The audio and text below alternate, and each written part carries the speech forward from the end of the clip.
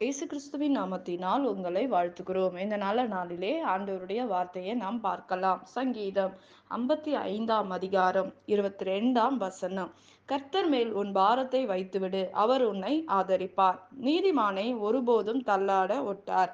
ஆம் பிரியமானவர்களே, இந்த காலை வேளையில ஆண்டவர் உங்களோட பேசுகிற வார்த்தையை நாம் பார்க்கலாம். இன்றைக்கு நம்முடைய பாரங்களை எந்த மனுஷனிடத்தில் இறக்கி வைக்கலாம் என்று நினைக்கிற நமக்கு ஆண்டவர் சொல்றாரு, மனுஷங்கிட்டயும் சொல்லிட்டு ஏசப்பா கிட்டயும் வந்து சொல்லிட்டு, ஆனா ஏசப்பா நீங்க செய்கிற தவறுகளை மற்றவரிடத்தில் உங்களை குற்றப்படுத்துகிற தேவன் அல்ல. மனுஷங்க அப்படி இல்லை. உங்க பிரச்சனைகளை, உங்க தனிப்பட்ட வாழ்க்கையில் நடந்த காரியங்களை நீ மனுஷங்கிட்ட சொல்லும்போது, ஒரு நாள் அவர்களுக்கும் உங்களுக்கும் பிரச்சனை வரும்போது அந்த காரியங்கள் வெளியே வருகிறதை நாம் பார்க்கிறோம். அவர்கள் யார்கிட்டயுமே சொல்லாதப்பா அப்படின்னு நீ சொல்லும்போது, கண்டிப்பா இன்னொரு ஆள்கிட்ட அவங்க கண்டிப்பா சொல்லதான் செய்வாங்க. அதனால ஆண்டவர் சொல்றாரு, வேதம் என்ன சொல்லுது?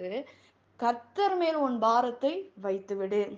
இன்றைக்கு நீங்களும் நானும் சுமக்க தேவையில்லை. உங்களுடைய பாரங்களை தேவ சமூகத்தில் இறக்கி வைக்கும்போது ஆண்டவர் உங்களுக்கு உதவி செய்வார், அற்புதங்களை செய்வார் என்று வேதம் சொல்லுகிறது.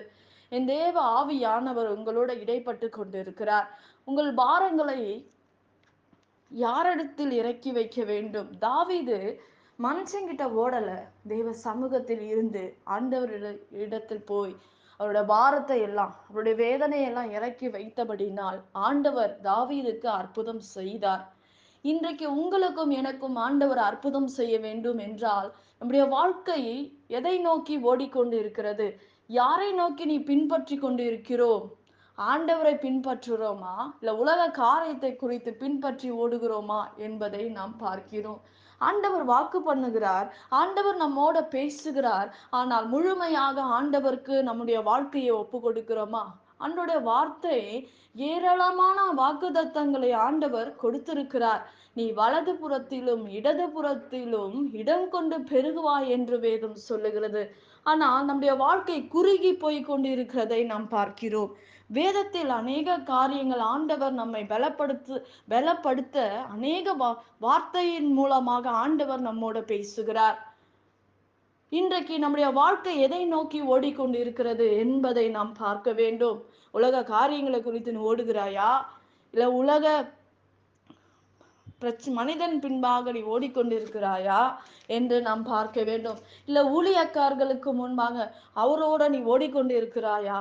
ஆனா தேவனோட நீ ஓடும்போதுதான் அற்புதங்களையும் அதிசயங்களையும் நீங்கள் பார்க்க முடியும்.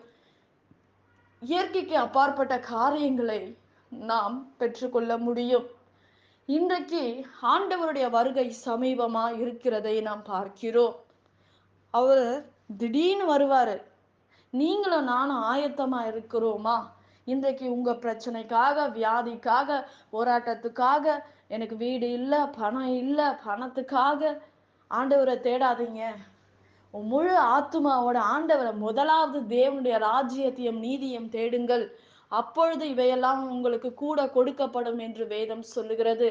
இன்றைக்கு அநேகருடைய வாழ்க்கையில் வருகிற பாரம், கடன் பிரச்சனை பாரம், வியாதி நிமித்தமாக பாரம், மரண கட்டு, பயம், எனக்கு இதை செஞ்சிட்டாங்க, அதை செஞ்சிட்டாங்க, இது நிமித்தமாக எனக்கு இந்த பலவீனம், இது நிமித்தமாக எனக்கு தூக்கம் வரல, இது நிமித்தமாக நான் ஆசீர்வாதத்தை எடுக்கல என்று சொல்லுகிறதை விட்டுவிட்டு கர்த்தருக்கு முன்பாக என் ஆண்டவர் சொல்றாரு, உன்னை தொடுகிறவன் என் கண்ணின் மணியை தொடுகிறார்.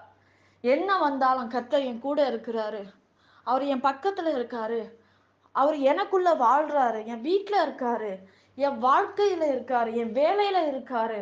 என்னை ஒருவனும் ஒன்றும் செய்ய முடியாது, சத்ரு என்னை தொட முடியாது, தொட்டாலும் கர்த்தர் என்னை பாதுகாப்பார். யோபுவை பிசாசு தொட்டா, ஆனா கர்த்தர் ஜீவனை பாதுகாத்து இழந்ததெல்லாம் திருப்பி கொடுத்தார் என்று வேதம் சொல்லுகிறது. இன்றைக்கு உங்கள் பாரத்தை தேவ சமூகத்தில் இறக்கி வைக்கும் போது, ஆண்டவரோட நீ இணைக்கப்படும் போது, ஆண்டவரோட நிற்கும் போது, இப்படிப்பட்ட காரியங்கள் உங்களை விட்டு சத்துருக்கு, உலகத்துக்கு நீ பயந்தனா, இந்த பொல்லாத பாவத்துக்கு நீ பயப்படும் போது அதை பாவத்தை நீ விட்டு விடணும். ஆனா உலக காரியங்களுக்கோ மனுஷனுக்கோ, ஐயோ இந்த மனுஷன் இதை செஞ்சிருவான், இந்த மனுஷன் எனக்கு இதை பண்ணிடுவான், இந்த பொல்லாப்பு என்னை தொட்டுடும், நான் இது நிமித்தமாக வேதனையோட இருக்க, எனக்கு உதவி செய்ய யாருமே இல்ல. ஏதாவது ஊழியக்காரர் என் தலையில கைய வச்சா எனக்கு நடந்துருமா? ஆண்டவர் உன் தலையில கைய வைக்கணுங்க. ஆண்டவர் உனக்குள்ள கிரிய செய்யணும். ஊழியக்காரர்கள் ஜெபிக்கலாம், தவறு இல்ல. ஆனா நீங்களும் நானும் ஜெபிக்க வேண்டும்.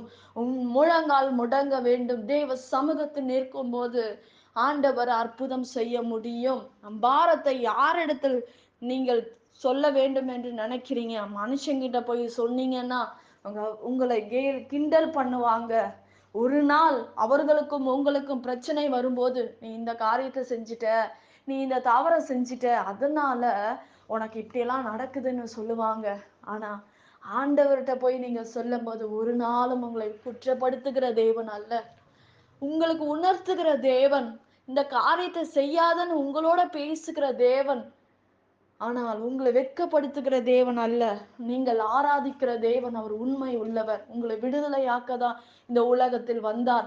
இன்றைக்கும் நீங்கள் உலகத்தோட ஓடிக்கொண்டு இருக்கீங்க. ஆனாலும் ஆண்டவர் உங்களை தேடி வந்து உங்ககிட்ட பேசுறாரு.